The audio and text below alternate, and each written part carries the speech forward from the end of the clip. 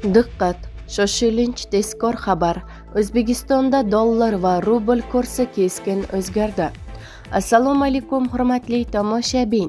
Tezkor yangiliklardan birinchilardan bo'lib xabardor bo'lishni istasangiz, videomiz ostida bir dona like va podpisatsiya tugmachasini bosib qo'yishni unutmang. O'zbekiston Respublikasi Markaziy banki xorijiy valyutalarning o'zbek so'miga nisbatan 10-mart kuni amalda bo'ladigan qiymatini belgiladi. Unga ko'ra yevro kursi 40,25 so'mga pasaydi va 14,111,37 so'm etib belgilandi.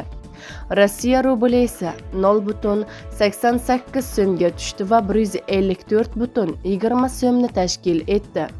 Dollarning rasmiy kursi 15,72 so'mga ko'tarildi va 12,191,25 so'mni tashkil qildi, deyiladi xabarda. Bizni kuzatishda davom eting. Kanalimizga obuna bo'lib, podpisatsiya tugmachasini bosib qo'yishni unutmang.